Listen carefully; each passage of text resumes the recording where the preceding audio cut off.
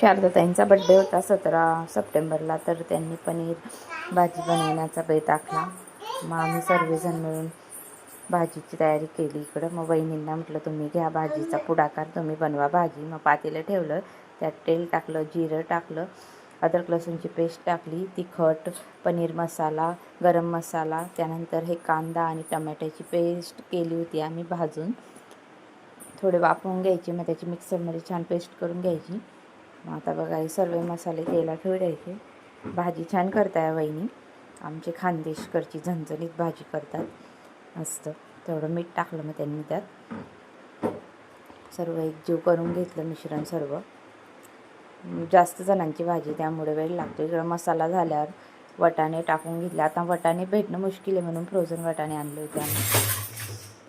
इकडं वटाणे टाकून घेतले, इकडं पनीर टाकून घेतले, सर्व मिक्स केलं, मसाल्यामध्ये होऊ दिलं सर्व व्यवस्थित. त्यानंतर गरम पाणी करून घ्यायचं, गरम पाणी टाकून घेतलं इकडं, बघू शकता. अशा प्रकारे इकडं भाजी छान तयार होत आहे. त्यानंतर गार्निशिंगला कोथिंबीर टाकून घेतली वरतून. अशी झणझणीत मस्त पनीरची भाजी तयार झाली. इकडं चपात्या झाल्या, सिंधुताईंनी चपात्या केल्या. इकडं जिरा राईस करून घेतला आहे. अशा प्रकारे जेवणाची तयारी झाली. मग आता बड्डेचा केक कटिंग करून घेतला. इकडं ऑप्शन करून घेतलं शारदाताईंचं सर्वांनी मिळून. आम्ही सिंधुताई, वहिनी, माझी बहीण, मी, ऋषिका, तन्नू यांनी पण ऑप्शन करून घेतलं. 5 जणी करता. मुलींची पण हौस असते, त्यांनी पण केलं. मग बघा केक हॅपी बड्डे केलं. इकडं सर्व टाळ्या वाजवत होते. त्यानंतर मग केक कटिंग करून घेतलं, सर्वांना खाऊ घातलं. आम्ही त्यांना सर्वांना खाऊ घातलं, ज्यांचा बड्डे आहे त्यांना.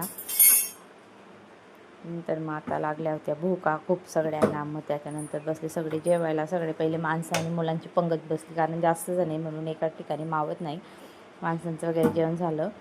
बघा आम्ही लास्टला बसलो. अशा प्रकारे मस्त झाली होती भाजी, एन्जॉय केला आम्ही.